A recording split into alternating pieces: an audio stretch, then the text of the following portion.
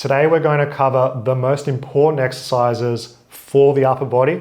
We're skipping the legs because, let's face it boys, you don't need to train the legs, but you need to train your chest, triceps, shoulders, biceps, back, abs, lower back. And we're going to talk about our favorite, most underrated exercises for each of those. Starting with the biceps. I am a fan of the easy preacher curl. It's easy on the wrists, so we've got that half supination, which allows you to activate your biceps because we're doing a bicep curl. The position of the arms relative to the torso makes it such that it becomes more of a contraction biased biceps exercise. So is a great tool in your overall bicep building toolbox. And the grindability of this exercise is awesome because your elbows are fixed. You get to a sticking point, you start shaking, you want to give up, you don't give up, you keep going, and you can often surprise yourself with how many reps that you can do. For this one, I err on the side of safety in terms of not going for that extreme lockout. Extreme lockout being triceps contracted, full bicep elongation, stretching back.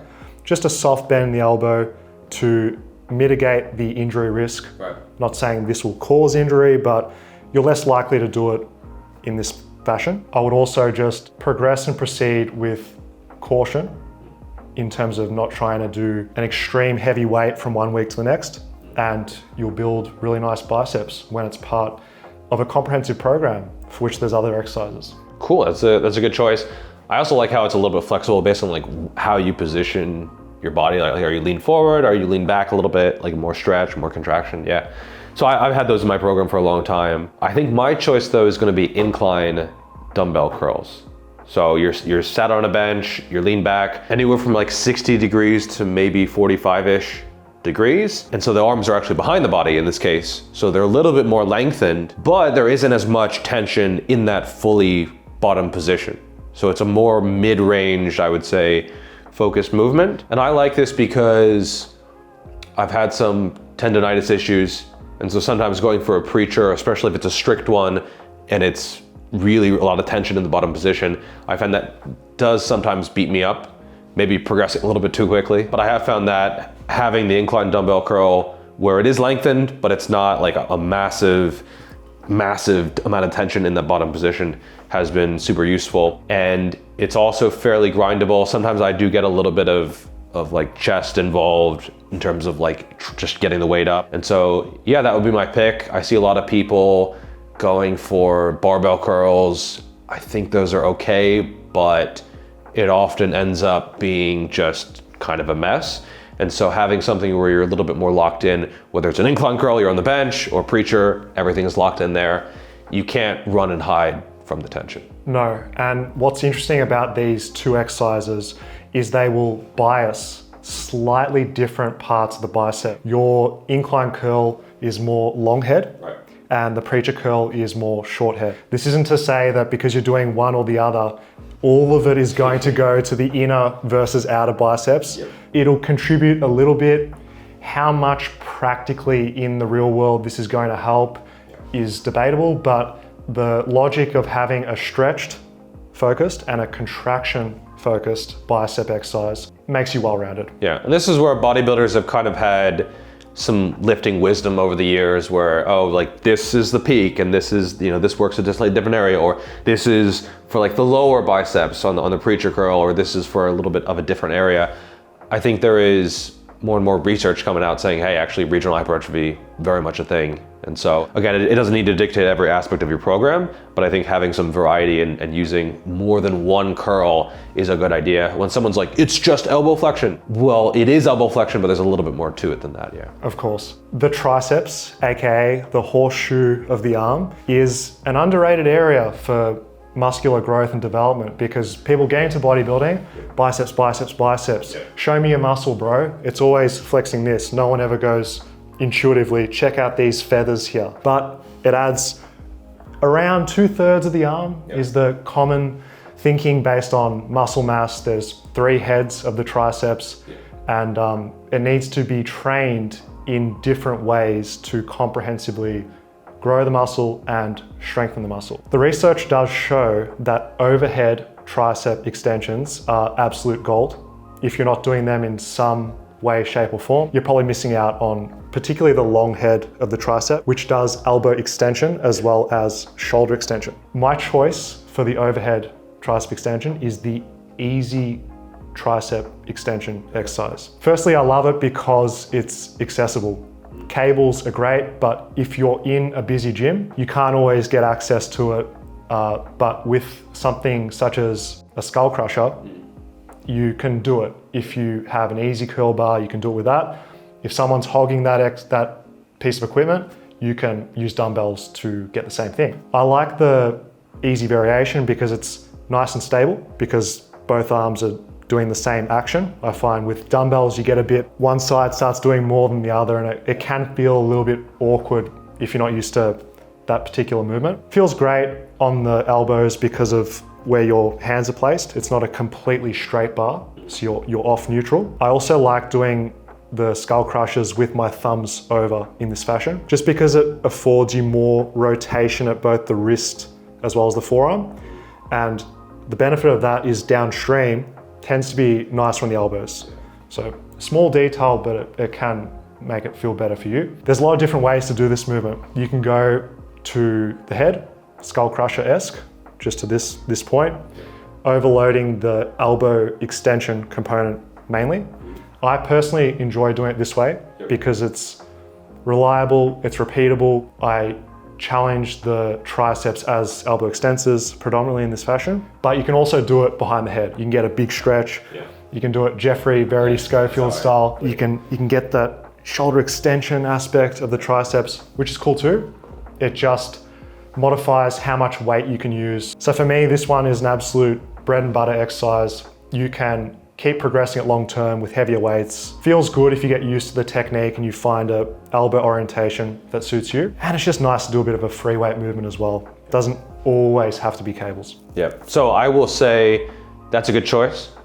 I've experienced a similar thing with dumbbells. It just doesn't, like the shoulders, something happens, like one side is moving out or something. So I actually do like an EZ bar as well. I will say that I do like starting most of my quote unquote bro days, so arm and shoulder days, with a push down, right?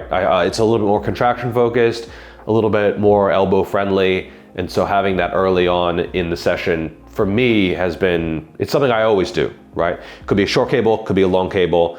That's not my pick for the movement. I'm just saying that's what I typically do. And then I do like an easy or a cable extension. So I usually use a rope, sometimes I use a V-bar, and I have a few different sort of variations of the variation that I do. One would be when you're standing up, so you're totally strict. The other would be when you are leaning away, so you have it behind you and you sort of have to brace and twist around, and then you're leaning out away. Yeah. This is sort of the most cheatable, where you can use a little bit of oomph to drive through. So maybe you hit failure, but you can still use the hips to drive through, and then control and then drive through. So you kind of develop a rhythm and you can use that to go beyond failure. And then there's a third variation that I do, probably not necessarily to have three. It's sort of in the middle where I do it on what I would usually do push downs on. And so it's up above, and then you can kind of fix the hips but still use the abs a little bit as needed to drive through. Either way, I think all of these are good variations, as long as you are pushing hard, pushing to failure, and then having the arm roughly in this position and you're extending upwards. You did note when I was doing them that I wasn't locking them out, and that's something I hadn't really even considered.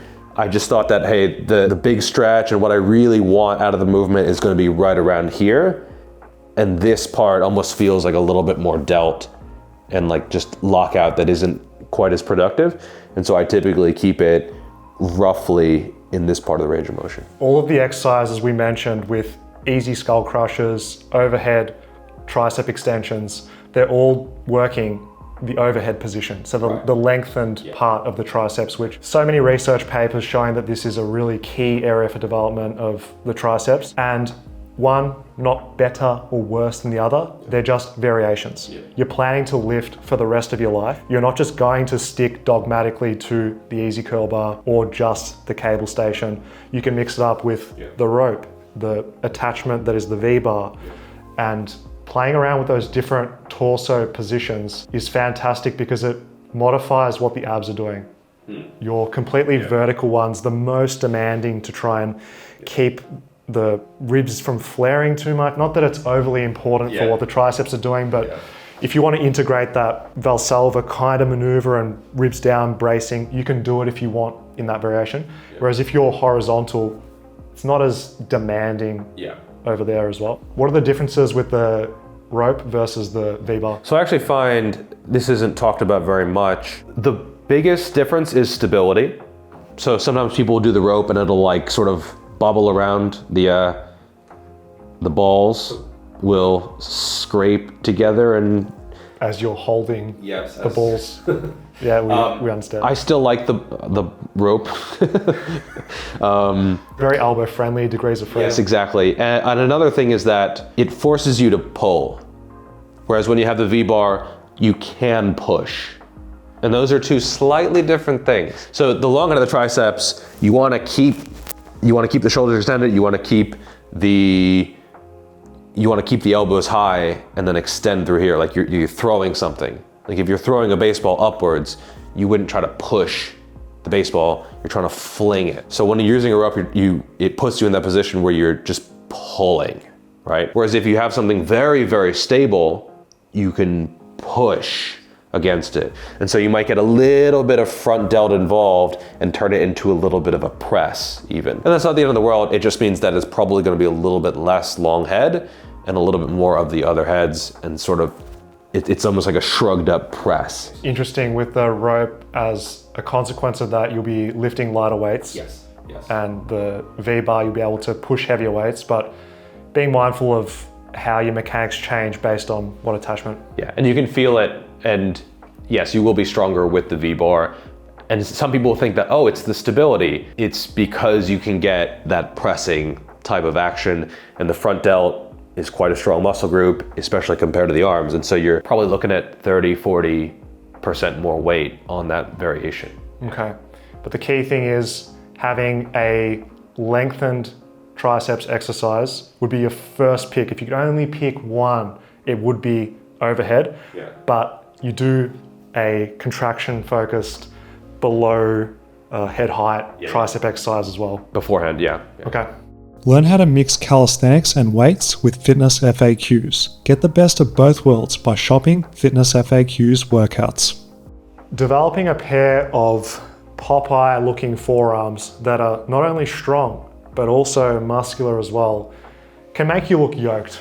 You got a t-shirt on, you've got a shirt on at work, and someone sees some rolled up sleeves, they see these forearms popping out, they know that you're serious, they know that you lift, and it's the sign of someone that is strong. You can't have these yoked forearms without being someone that can do something with their body. Whether it's a tradesperson that works outside, or if you're just a gym rat that's lifting and lifting hard.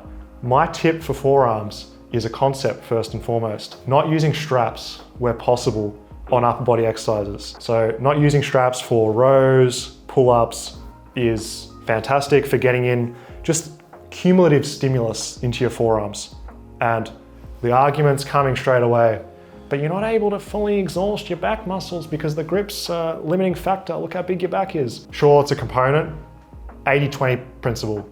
Spend the majority of your time lifting without straps. If you're really cooked on your last set, go for it, chuck on some straps, fully exhaust your back. That's all gravy. But if you just lift with straps, your grip will be weak. Your forearms will atrophy into absolute oblivion. They'll waste away. For personally, jokes aside, when I was entering the bodybuilding world, straps, everyone says, you gotta use straps for everything, use it.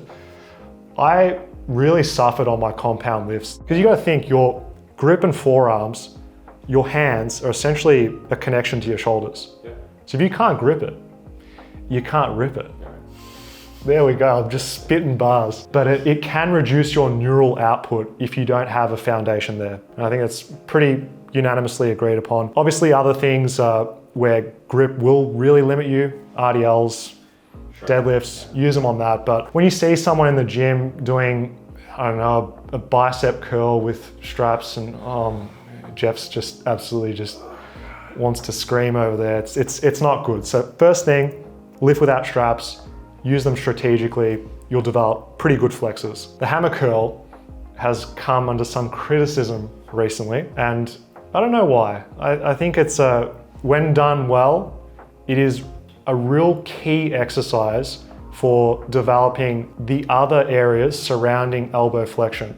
So it develops the brachioradialis, this one here, as well as the, can we see that there on the camera? Yeah. Sure. The brachialis that sits between your bicep and tricep. That is unpumped. That is, yeah, that's what you think. So doing this neutral grip really does bring up that forearm and outer biceps muscle, which you're not going to get from just doing your regular curls. So I would put that in as part of your biceps homework to overload it. Of course, you could throw in neutral grip rows, but we're already doing those. This is about underrated exercises that will develop the forearms, and I'd say hammer curl, put them in there. Cool. Yeah, I love hammer curls. I think they're underrated and super good, super important, and a lot of people are lagging and lacking in that area. Like some people have the biceps, but then they do lack the overall thickness. And then I've seen some people with okay upper arms, but then they're lagging and lacking in the forearms, and it just looks a little bit strange. Yeah. Sometimes you just can't put your finger on it. You're like, okay, well, there's something missing there. And I think, yeah, relying on straps too much can do that. And the hammer curl is an exercise where you want to ego lift. This isn't one where you're going to use a perfect big squeeze there, slow, controlled, eccentric down. I like the example of Doug Miller, his form when he's doing these. Heavy ass weights, just absolutely slanging them up and down, and just seems to match the overloadability of hammer curls. Yeah. Because if I was just to use light weights, perfect form, I'm not tapping into that muscle damage that I get from just loose form towards the end. Really getting that muscle damage, make sure that's the limiting factor. Yeah, for sure. And it's one of the most elbow-friendly curls out there compared to an underhand grip where sometimes, the elbows can get a little beaten up. If someone is doing underhand stuff and like really flinging weights around, I wouldn't really recommend that. But that neutral grip is just so sturdy, and it's how we are at rest. If you're just sitting there, you're standing there, you're not, if you saw someone sitting there like this, you'd be like, all right, well, that's weird. Jeff, have you not referred to the anatomical chart where we should be standing? The Vitruvian, Whoops. Whoopsies. I messed that up. Yeah, that's perfect posture, by the way. but typically, most normal humans are neutral grips. Airport security, man. What are you doing at airport security? You gotta be like this. I've gotta get prepared to do that in a moment. Sorry, on the neutral. I am gonna say a reverse grip curl. So we've done neutral hammer. I'm gonna say reverse grip. This one I would say is in some ways the opposite, because it's one that you probably don't want to go super heavy on. Because for this, the fingers are not gonna usually be the limiting factor. Sometimes they might take some adaptation time so you can totally grip the dumbbell. You might find the dumbbell sliding up slightly until it gets to like the top of the dumbbell, which is fine. But for a reverse grip, often your hands will be the limiter. The forearms will be the limiter. And so I wouldn't even really think about this as like an upper arm movement. It's more just for the forearms. Yeah. And this is one where higher reps, 12s, 15s, even 20, and then also going beyond failure, I think, with doing partials at the end. Yeah, it's such a sick exercise because as you're doing elbow flexion, curling up, you extend your wrist to the top, and then as you're coming down, you'll lose it. You'll lose it, and then you get a stretch through there. You're getting more. It's more active. Like some people might say on paper, oh, it's just an isometric. It's not. Yeah. It's getting the stretch, which is what we like through the extensors, which is a undertrained area, because we know we're not going to sit there and put our forearm on our leg and just do extensions in this way. We want to hide the medicine within the exercise that we're going to do, because no one's skipping curls.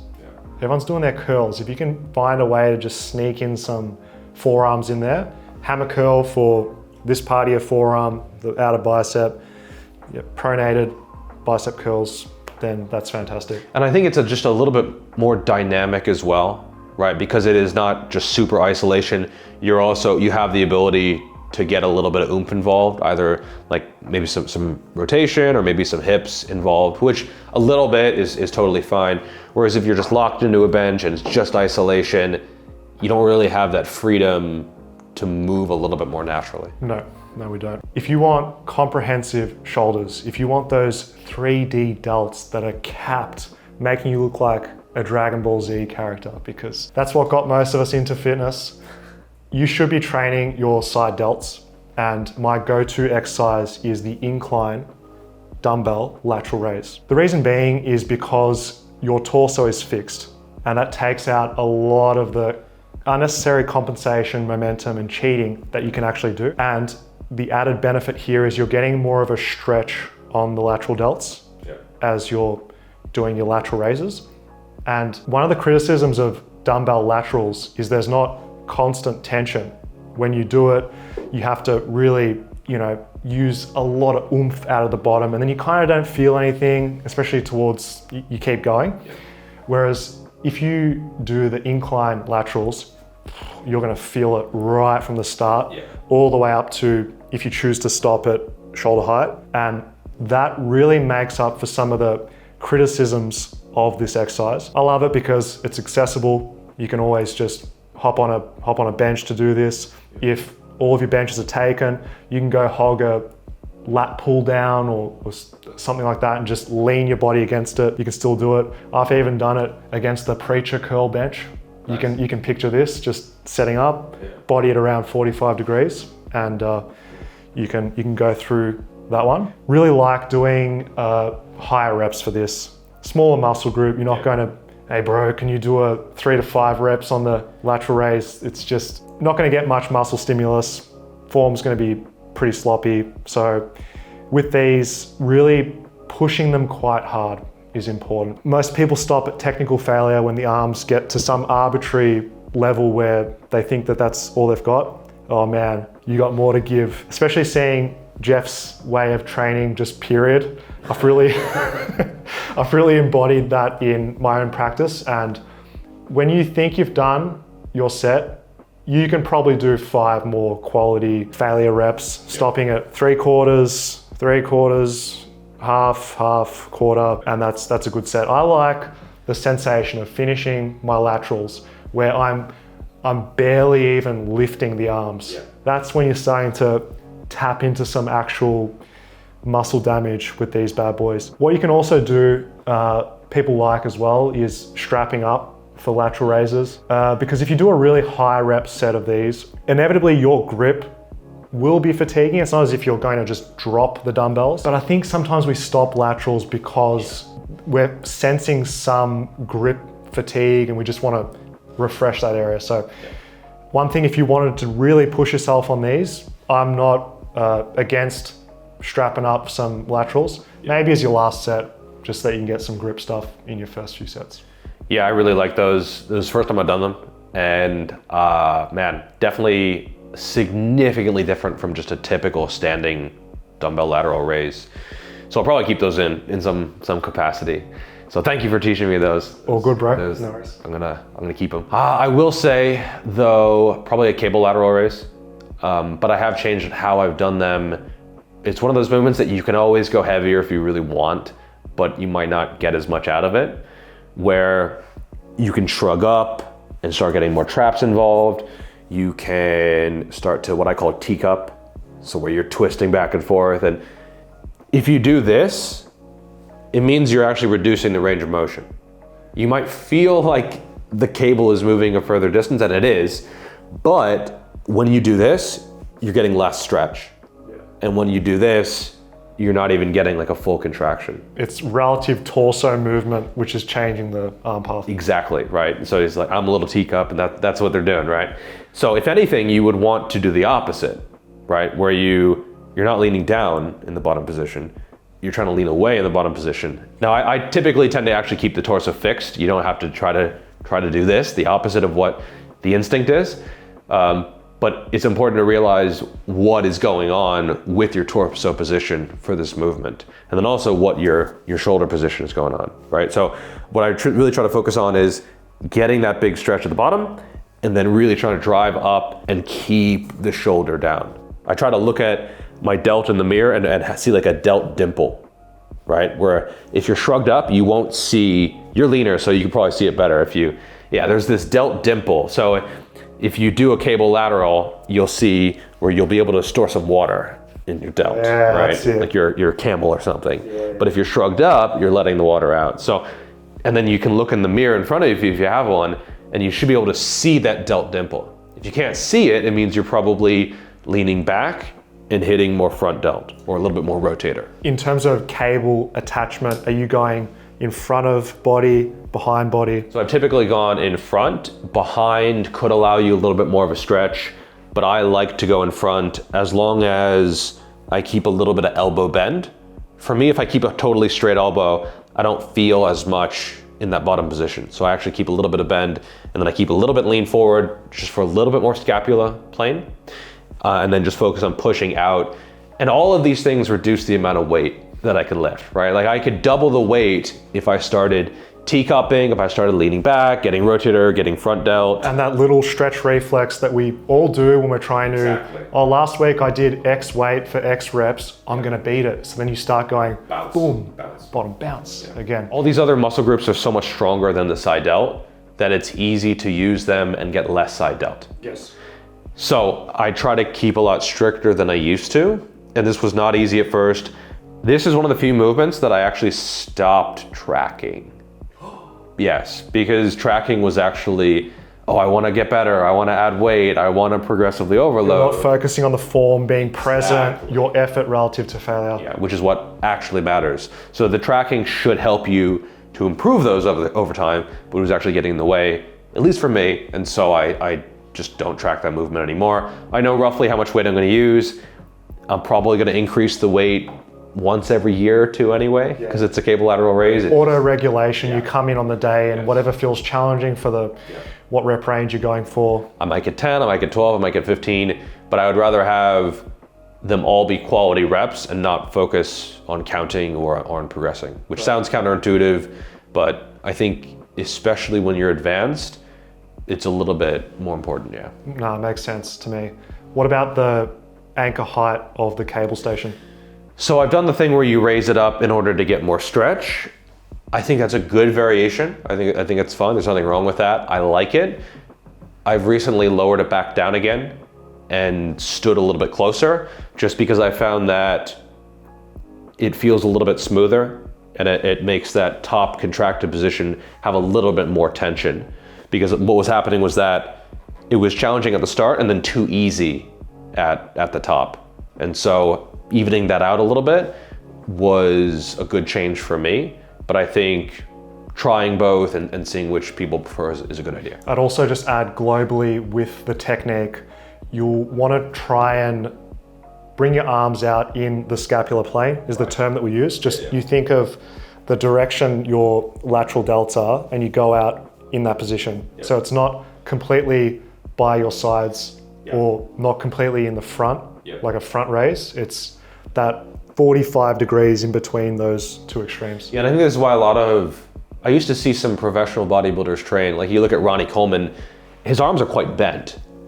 And I think that allows him to get more in that plane compared to just totally straight arms. Yeah. And so for him, or maybe it evens things out, and so it makes the top slightly easier, so it smooths out the resistance curve. But I do see a lot of people, a lot of very high level, both natural and enhanced lifters, use a little bit of arm bend. And so whether it's a cable, whether it's a dumbbell, the arms don't necessarily need to be locked. And so experimenting with different arm positions and different elbow bends could be a good idea. And then lastly, with the dumbbell laterals, you have the luxury of changing the rotation of your shoulder. You could reflect this in the picture facing down, old school bodybuilding, internal rotation. You got to get that supraspinatus. That's the best way to do it. But then you've also got the neutral grip, which is the most common people are using as well. But you can also do thumbs up, getting some more external rotation. If you're going out laterally, you're still working your side delts. This is where I would choose what is most comfortable for you. It's the simplest way to problem solve any complexity and confusion with all these different options. You apply the principles that we've taught with the laterals and choosing a comfortable technique is the biggest thing to keep in mind. Right, because sustainability is going to be the most important thing. And so I have seen some people where they say, oh, but the biomechanics, and these things are just subtleties. And if something causes you pain, it's not worth getting some kind of hypothetical optimal benefit. No, and frequency of twice per week for shoulder work goes a really long way. For sure. Doing lateral delts twice a week is awesome, because if you come from a purely compound background like myself, just doing your overhead press, vertical push, and a horizontal press, bench press, you're not completely fatiguing those lateral delts. I mean, to get a similar effect, you'd have to do 5, 6, 7 sets of those exercises, and then the dreaded fatigue comes in. So that's why you don't want to be doing and just spamming compounds. Adding in these isolation 4 lateral delts really can cap off your physique. Yeah, it makes a big difference. And if someone builds very impressive shoulders from nothing but overhead pressing, they're lucky. Yeah, and imagine what they could... Exactly, right. They could be better. Yeah, they could have some absolute cannonballs there for delts. Yeah. Moving on to the back of the shoulders, we have the rear delts. Now for me, my favorite exercise is pull-ups and rows. I haven't had much experience doing direct rear delt work, just because aesthetically it's never been a weak point. Right. I don't sense that that's a limiting factor for bottlenecking my strength or anything to that effect. So for me, I personally don't do dedicated isolation volume for rear delts, because that would take away from my time, effort, resources with other exercises. What do you do for rear delts? So I've done a few different things. I would actually agree that for most people it's not super necessary, especially if someone is strapped for time, or they're super busy, or they find that it fills out nicely anyway, like in your case. Certainly I don't think anyone's gonna look at your physique and be like, man, but where's his rear delts? You know? I've never been asked, what do you do for rear delts even? It's not a common muscle group that people will point to. Yeah, but I do think it is an area that it's hard to get too big either, right? I don't think I've ever seen someone's physique and be like, man, that's a little bit much, that area, right? Whereas some other muscle groups, yeah, that sometimes happens, but rear delts, it's often taken care of, but I think to truly maximize it, maybe some isolations could be a good idea, because it is going to be hit with rows, but sometimes isolating a little further could be a good idea. What I like to do, I've done a couple different exercises. One would be skiers. So it kind of looks like a row, but it's a little bit more isolationist, so to speak. So essentially you're on a bench, you have dumbbells in your hands, you're leaning forward slightly on the bench. You can play around with your foot position so that you have enough balance there, but it doesn't feel constricting or anything. I wouldn't go super wide though, because it'll get in the way of the dumbbell. So a fairly narrow stance generally. And so you're leaning forward and then you're just driving back. I think for a lot of people, they do their rear delts and the arms are up and they're going out. For the stretch, the cross exactly. body aspect. Maybe they're doing a pec deck, a reverse pec deck, or reverse fly or something like that.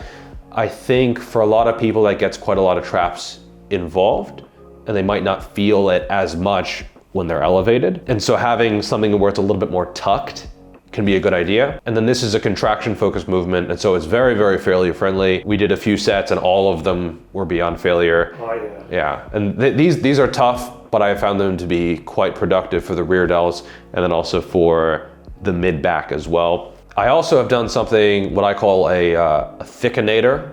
So it's essentially a rear delt cable crossover with both arms at once. And then it's going well beyond failure as well, because this is generally also going to be a contraction focused movement. So you're getting more stretch when you're across, but it's usually still most challenging in that contracted position. So some people might look and say, oh look, the big stretch.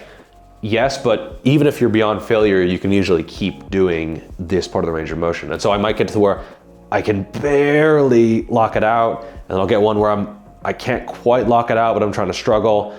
And then I'll just sort of keep going all the way until I can't move at all. The good aspect of that thickinator is individual technique options. Yeah. Because you're strapped into a machine for rear delts, you've got that one kind of path that you can do it, play with the seat height, torso position a bit, but there's just so much more that you can adopt your body to make it suit you, feel comfortable, get a good stimulus. You can get more elbow bend. Sometimes you can put the cables higher and then go low to high, almost more replicating the sort of skier type of arm path. And so trying some like this, trying some a little bit more where it's straight across, a little bit more arm bend or less arm bend can be a good idea. And you can really make it your own. Yeah. Back to the skier, what I like about it is the compound nature of it, the ability to lift heavy weights for this muscle group, as opposed to your dinky tees with dumbbells, with your arms straight and using, going out more in that horizontal abduction. Doing these skiers, it replicates basic human movement, being able to ski, as the name suggests, sprinting. Like in this fashion. What's awesome is the scapular component too, being able to get in that retraction. You're getting in some stimulus to your mid-back, which goes a long way. Yeah, for sure. It's rear delts, but it's also a lot more than that. And you mentioned you felt something in your mid-back that you hadn't quite felt before? Yeah, because I'm getting this real deep inner range contraction with heavy weights. It wasn't a pump, it wasn't pain, but it was just my body just a little twitch, just a muscle twitch. And definitely feeling DOMS in my mid-back today. One, because it's a novel exercise. But two, because I had Jeff shouting at me to use 17.5 for the first time I did it and finish the exercise as you should. Barely being able to get a few reps out, but still productive. Yeah, and so I really like movements in general that are cheatable and you can progress beyond failure and keep going after you've hit that strict technical failure. Definitely not for everyone. If someone likes stricter movements or they like training lighter, that's totally fine. But I just feel like I can get a lot more out of almost the creative side of bodybuilding in the moment when I have that freedom to go a little bit beyond failure. Plus, it looks absolutely fantastic for any social media post where you're looking down the barrel of the camera, full eye contact, never breaking, just straight to failure. Especially when you're lean, because you have like all the details just popping out. Yeah. I remember being balls deep in the set and then Jeff's just zooming into my face. It's good times. Next we have the front delts. Now with this muscle group, it's often worked completely fine with your compound pressing movements because you think of everything. Bench press, it's shoulder flexion, some capacity, dips, shoulder flexion, overhead press. So this area is not one that people tend to need to isolate, but you love exercise. So you want to have exercise that you can put in your program if you want to do some dedicated work towards the anterior delts. I'm going to come at this with a calisthenics, gymnastics strength exercise. The wall walk is a humbling exercise. The wall walk. Wow. Okay. Whoa. So you start in a push up, you walk yourself up the wall into a handstand, and then you reverse the motion back down. Yep, so you're walking and doing relative shoulder flexion. So you're working the anterior deltoid. Right. A few benefits here. It's a bodyweight exercise. So you're getting all of that scapular rotator cuff stuff that you just don't get as much from free weight type of movements. So it's good to make yourself diverse and strong in different ways. It also improves your overhead strength, handstand. So you're getting horizontal, diagonal, as well as overhead strength. It is always there because the wall is your gym. You can do this at the comfort of your own home, or you can flex on people at the gym and they'll think, oh, this movement looks really easy. Yeah, bro, try and do it with straight arms and take controlled little steps as you go up. And it really benefits from high reps. We're talking setting rep goals. So it's one rep all the way up the wall and then all the way. That's one rep. It's a lot of time under tension there, isn't it? So the best way to do this movement as a beginner is to set a rep goal. Okay. As someone new to it, 25 reps is going to be a pretty good workout. Breaking that up however you see fit. Maybe you do sets of 3, you take a break, do another set of 3, keep going. Eventually doing upwards of 50 reps of this is completely normal in gymnastics circles, and you'll get some hypertrophy. I know this video is mainly about underrated exercise for building muscle. No one's going to contend that this is the best exercise for building muscle, given the skill component, coordination, a lot of other muscle groups involved. But if you want a bodyweight option that absolutely fries your anterior delts, that isn't some exercise that requires extreme skill, everyone can jump into this. It is a nice one to have in your arsenal. Interesting. I'm gonna go also calisthenics on this one. I'm gonna say the dip on this one. It's not something I do that often, but if someone for some reason kidnapped me and was like, you need to put on as much muscle on your front delts as possible, or you are just not long for this world, which is a really weird scenario. I don't know why someone would be, they're like a GVS fan that also wants me to have really big front delts. It's oddly specific because I think they want you to film your videos. Please don't do this. On the 45, so they can just see this protrusion coming out, the tumor even. It's probably a fetish of theirs. I think it's oddly specific. I think that would pay quite well in the Only Jeffs. The underground Only Jeff fan world. But I'm gonna say the dip, because if you just look at if you want a big stretch on the delt, and the stretch isn't everything, of course, but if you really want to stretch the front delt, the dip is exactly how you would do it. And soreness isn't everything, but the few times the front delt has been sore for me, it's like, what did I do? Oh, dips. That's just the movement. Something like a close grip bench press, you're not getting the same type of stretch as you are either on the chest or on the front delt. Dip is going behind the torso significantly. And you just don't get in that position with typical movements otherwise. Even if it's like an incline dumbbell fly or something, even if it's some kind of overhead press, you're not getting in the same position or even close. Yeah, and the loadability of the dip is just why it is a staple bodyweight calisthenics exercise, because it's not a gimmick. We could look at the wall walk, and the criticism of it is that, what do you do? 50 reps, 75 reps? Right. Once you get good at it, you weighted backpack, I guess. Yeah, but then it's a bit... It's falling off of you and stuff. Anything that gets a little bit cumbersome, and then you're upside down with a weight vest, it's a bit meh. So that would be more of an adjunct to the king, which is the weighted dip in that respect. And they complement each other well, because one's a little bit more, like you're always in a contracted-ish position, and you're working more on your stability and everything, but the dip is just sort of the exact opposite, Yeah, and you're progressing the dip when you're at a mainstream gym and your legs are almost spread apart in a horse stance because you're playing with 60 kilos. Then you got to put in a special request in the gym form. Can we please get some calibrated plates? Not so I can hang with the powerlifters, so that I could do my dips here freely. Just don't pinch anything. Yeah, oh man, yeah. You gotta be careful with the dip belt on putting that around too, because it clips strange parts in your groin and stuff. Like in the heat of battle, I've done these weighted dips. We're not talking about adductors. Oh yeah. I'm seeing the doctor for something very niche. You don't want the clipping the adductors, because it leaves this weird bruise and red mark. It's just sensitive, and it just takes away from you just attacking your dip. So just be mindful. So they say about there. Moving on to the pectoralis major, minor, upper, middle, lower, outer chest. That's all of it. That's all of it. All pecs, baby. Because Jeffrey took my absolute favorite, the weighted dip, I'm gonna move on one lower in the tier list.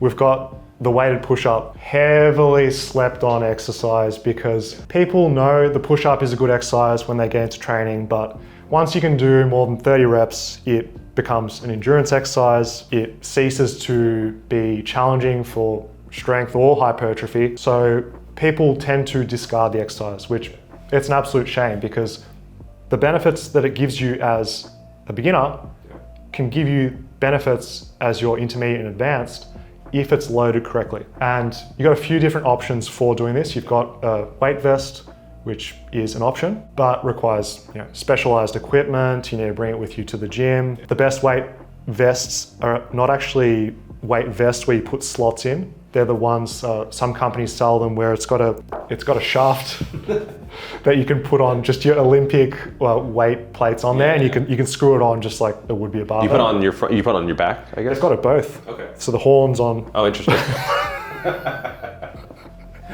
the horns on both sides. So that's an option, but Get it from both ends. you got to load it symmetrically on both sides. Otherwise, you're gonna be building asymmetry, because forbid we build some imbalance. Right. The body has to be perfectly balanced at all times. Weighted push-ups, you can do them with a partner, holding a weight plate over your mid to upper back, but Oh, yeah. you need a partner to do this. It can be a bit, we don't have friends, so we're not training with anyone. Let's be honest. You could always just like drop set it yourself. Yeah, you could. It gets a bit awkward if you're using 40 kilos plus. Yeah.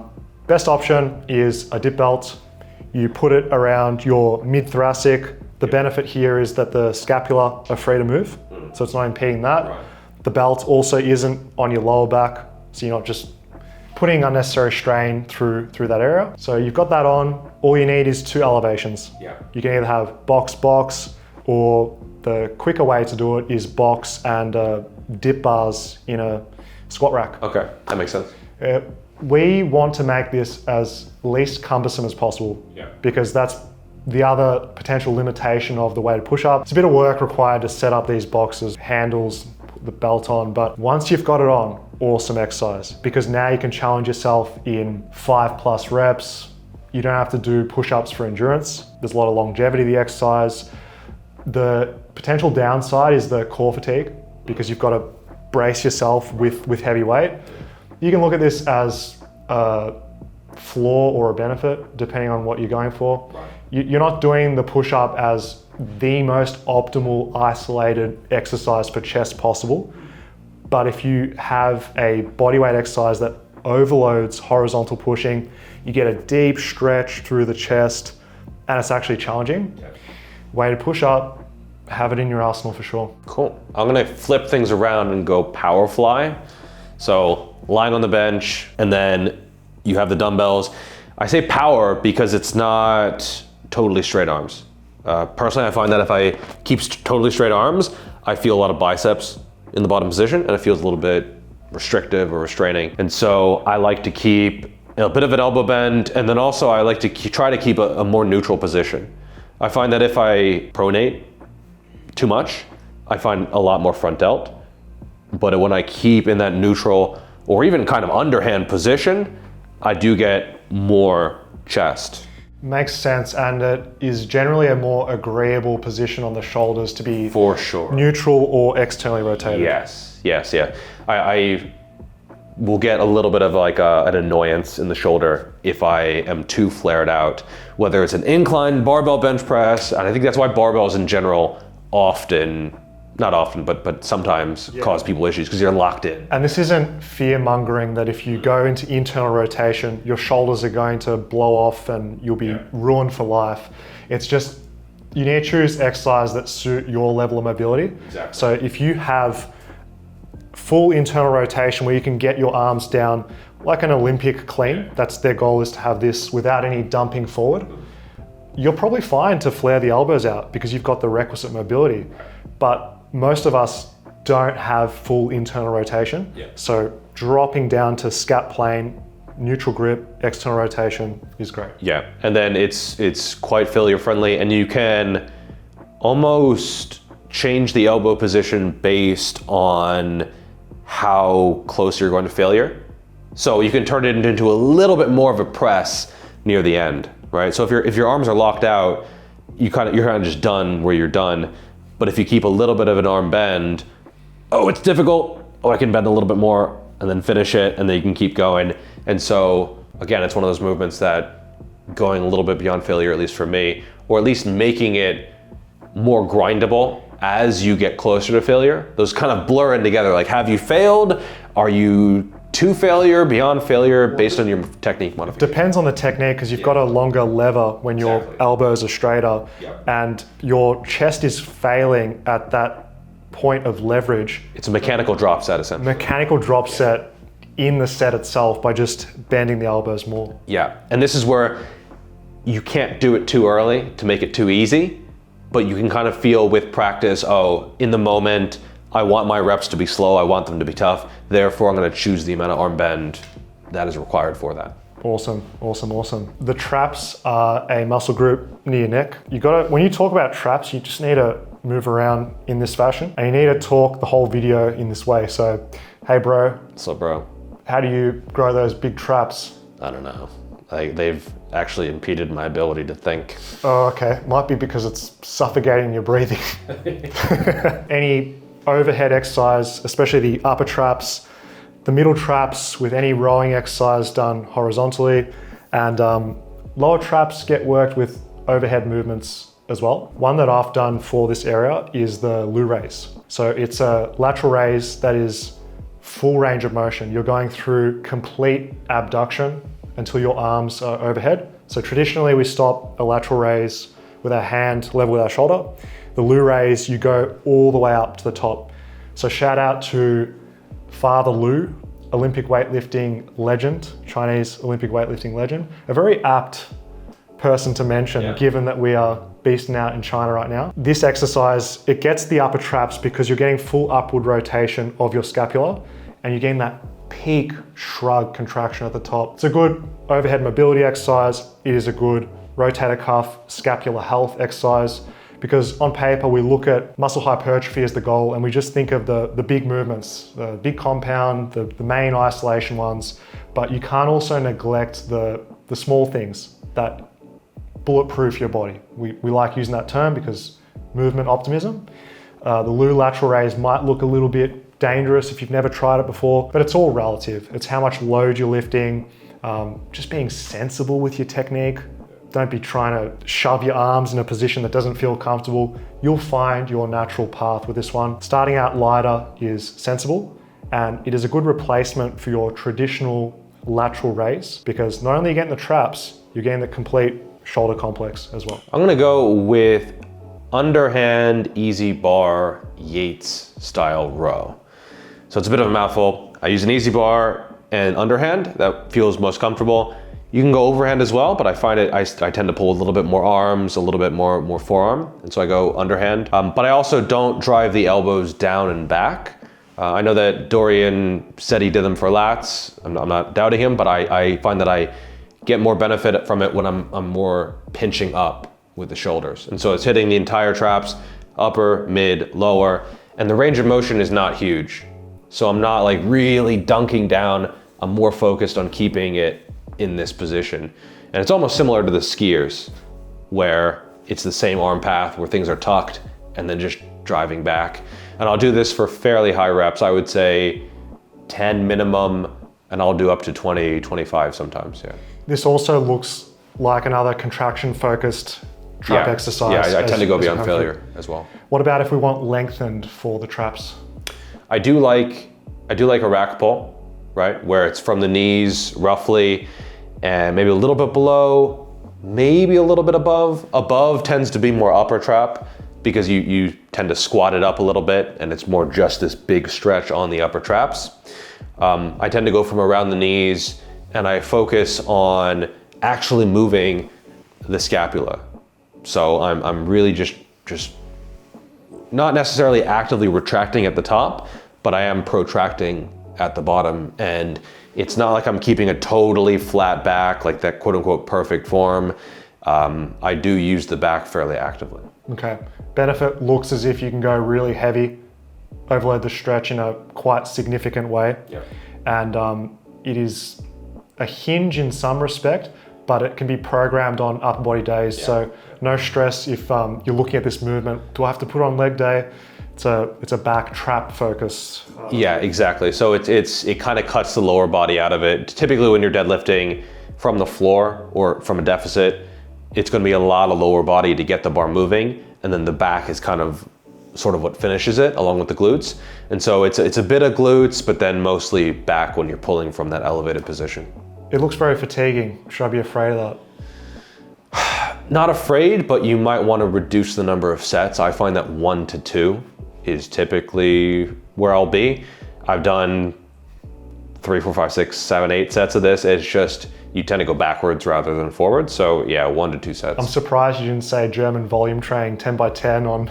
I've done that on deadlifts for sure, and that was also a mistake. Yeah. That is a great tidbit that you just gave about a exercise that is heavy, big magnitude of stimulus, doesn't require as many sets. Don't just, I should always do 3 to 4 sets of everything. You look at the rack pull. Once you've tried it, you'll intuitively know that you only need 1 to 2 sets. Exactly. When you're really pushing hard and the last 2 reps you're like struggling to get the shoulders back, I mean, you just can't do that much of it. Developing a strong core, 6-pack, marketing term, you need to train it directly. And one of my favorite exercises to do for this is some form of sit-up, whether it's a decline bench sit-up or a GHD sit-up, because it gets extension, so stretching through your abs, which is great for a muscle building stimulus. But then you're also coming in and getting that full range of motion to train the rectus abdominis as you go through. And you've also got ability to add weight to the exercise. So you can hold a dumbbell here, you can hold a plate behind you to get some further leverage and challenge to the abs. It's just better than doing high rep ab sets. For some reason, people put the abs as an exercise that requires no additional weight.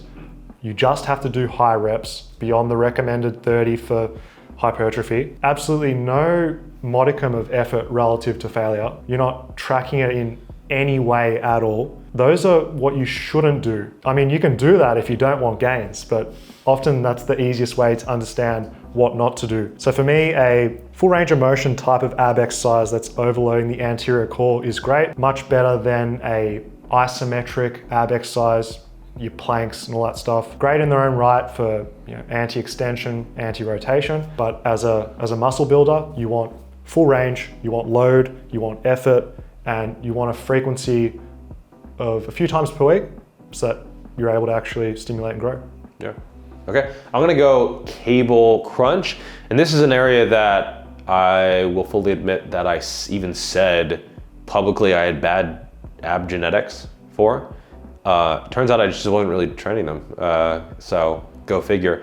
And so when I started doing the sit-ups, similar to how you mentioned, and then doing a cable crunch where I'm really focused on keeping everything in the abs, super, super helpful. So I came from a distance running background. And so when you're running, you do have a lot of hip flexor involved in order to bring the leg forward every single stride. So I actually have pretty strong hip flexors, like a lot of hill sprints where you're really driving the legs up.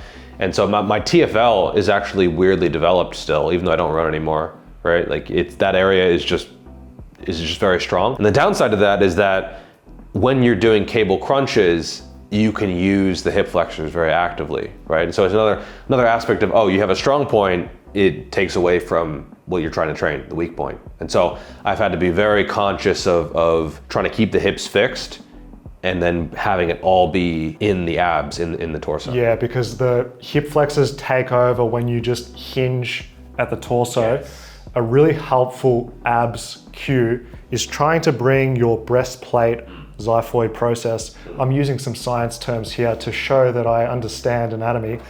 Your breastplate down towards your pubic symphysis, so towards your groin. Yep. Trying to close the space and just flex every spinous process down into a real spinal crunch. Yep.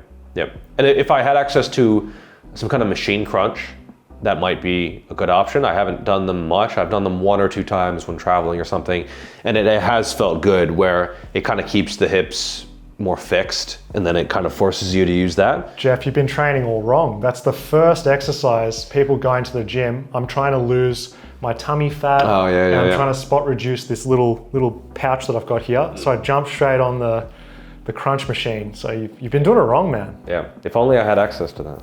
Man, you would actually look like you lift. The lats, this muscle group is very important for overall back development. If someone sees you from behind, because people are watching your gains, they see it, they're not commenting on it.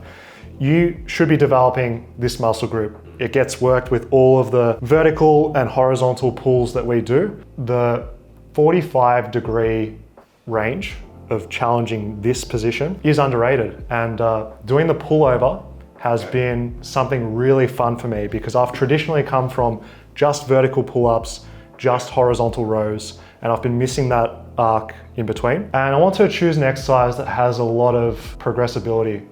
So I chose the dumbbell pullover. Now people are like, does this work lats? Does this work chest? The answer is, it works both.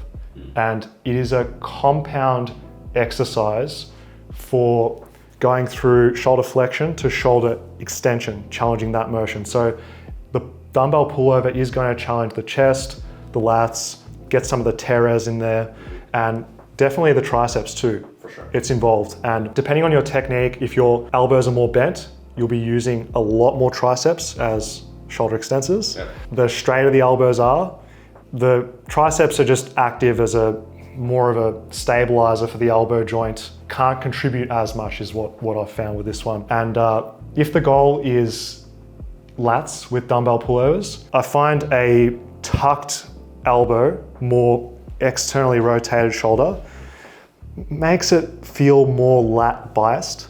If you want to get more chest, a flared elbow technique tends to make you use that muscle group a bit more. Now, with the dumbbell pullover, people criticize it, oh, there's not constant tension in the exercise. The challenge is in the lengthened overhead stretch position. So when I do these, try and really milk the eccentric, that bottom part, because it's tempting when things are hard, you want to rush through the negative, you don't want to be getting into the difficult, so to speak. So I'm really mindful of controlling that negative every single time towards the end. If you wanted to make this more like a cable exercise, you can just stay in that end range and then pull the dumbbell up towards head height. Yeah. But in reality, it's hard exercise. So bring it just straight above you is completely fine. A mini rest pause before you go into the next exercise. And I feel it in my whole upper body, but I really do feel it challenging the lats. And for me, it's been really helpful for being stronger at the start of pull-ups, lat pull-downs, because you're initiating that strength in that position. Yeah. Builds overhead mobility because you're flexing the shoulders overhead, lengthening the lats eccentrically, which you don't get fully from a lot of other movements because you tend to disengage. I think this is a slept on exercise as well, and it's used to be a very popular old school exercise. Many different ways to do it. You can go cross bench or lengthways on bench. I like lying flat back on the bench just because it's a bit more consistent. I can try my best to keep my ribs down, and it tends to be more shoulder focused as the challenge tends to stay horizontal. If you lie with your back against the bench, it's a really good mobility exercise. Opens the thoracic, rib cage expansion, all those benefits. But there's more cheating in terms of hips up, hips down. Where are you ending? It gets very confusing. Yeah, it's funny because there was maybe even just 5 years ago, pullovers were like, oh, but it's only working this little part. It's a bad exercise. And then now everyone's like, well, that's good. Like that's what we want, right? And so I think, yeah, really, really good movement. I do them a little bit differently than you, or at least I have been, where I do have more elbow bend. I am getting more flare, and I am sort of getting a little bit more oomph as well. And so this is one of the ones that's can be humbling, where you don't even realize what you're doing to assist yourself in order to move more weight. And so I think I essentially cut my weight in half. When you tried the straight arm pullover. Oh yeah. Yeah. It's a totally different movement when you do it in that way. And the benefit there is you've got two variations of the same exercise that you can rotate in between. I will say the straight arm pullover will have better transfer to the bent arm as opposed to vice versa, based on specificity of elbow position, what the scap is forced to do more so. Yeah, it's interesting how the weight difference can really come into play. I thought my arms were straight, but they were not. It's like, my arms are straight. Oh yeah, there's actually that little bit, and it makes a big difference in terms of how it feels, in terms of like just the weight you can use. And then you get are you flaring your ribs in order to try to like fake the range of motion? And so yeah, this was a humbling one for sure. And it's good with resetting each rep of the pullover, reset your elbow position consciously as you're learning it. Squeeze it, set it, repeat that over time. Yeah, for sure. I am gonna go for more of a concept than a specific exercise. So I'm gonna say any kind of one arm, sort of across the body type of pull. Because I've done pull-ups, I've done all kinds of rows, bend over rows, barbell rows, dumbbell rows. For me, the lats have been a very stubborn area. And usually when an area is stubborn, it means other areas are taking over. So it would either be the traps where I'm doing my pull-ups and I'm sort of scrunched up and I'm pulling like this, or I'm pulling with my arms, biceps, or more triceps. And so it's been a little bit of a struggle to find movements and exercises that do target the lats. And so I would say what I found the most success with, and it's still a work in progress for sure, is having one arm stuff, and one arm because the lat wraps around the torso. And so it is impacted by how you move your rib cage. And so having something where I can kind of stretch out, but then also bring it back and contract has been very, very useful. So sometimes I do these with a cable. Sometimes I do these on just a cable row where you're trying to stretch and then contract, again with one arm at a time. And then sometimes I do these on like a hammer strength pull down with one arm, either just underhand or sometimes with a sort of neutral-ish grip with some flexibility. And I have found that doing these for higher reps and still tracking but not being too aggressive with things has been very, very useful. And it's great that you're introducing that concept with different angles being challenged. Diagonal, almost vertical pull, then you've got a horizontal version because the lats are divided into upper, middle, lower. And through doing this, when combined with a purely vertical and a purely horizontal, doing that cross body stretch to get the lat seems pretty comprehensive. Yeah, it's been a game changer, and I've had times when you just feel the lat contract. You're like, oh, that's a lat. That's what it is. And I will never feel that on a pull-up. I will never feel that on like a barbell row or Yates row, because it just turns into the strong areas taking over the tension. Particularly when you combine that cross-body stretch with a unilateral exercise, because now you can get some lateral flexion in the mix. So as you're reaching across the body, you can also laterally flex towards the hand, and then you can also squeeze front to back, in. Feels incredible, that contraction. I never felt that until I started doing cross-body exercises a couple years ago. Yeah, so I actually first felt it when it was after like a huge back day, and then I turned around to try to look at something, and I was like, oh, what the I'm feeling my lat just from looking, like turning to look at someone. So I think a lot of people think that like this is the lats, like this is what they do. It's one of the things that they do, but there's a lot more to it than just moving the arm. It's funny that the torso is something that when we train just at the gym, no one ever thinks about this or this. No. Everything we do is just forward, back. Very sort of robotic. And introducing that in, it really just feels good with your body. If you're not used to we're all so stiff and uptight, either we're sitting there all day doing a multi-hour YouTube video just hunched over, or we're trying to be standing upright because good posture and being assertive and dominant, but being loose with your body and working in some rotation amidst exercise is great too. Yeah, for sure. The spinal erectors, those two pillar muscles that run along your spine on either side, can make or break a physique. And I've been critiqued by the great Jeffrey Verity Schofield that this is one of my lagging body parts, for which I agree wholeheartedly. I'm under no delusion that I have the perfect physique, because we're always a body of improvement. And if you approach your life like that, I'm about to get really philosophical, then you will actualize your potential. But with the spinal erectors, the best exercise I've found for this is the 45-degree back extension. I have never experienced a pump in my spinal erectors from any other exercise that I do, because it's mainly pull-ups, rows for back.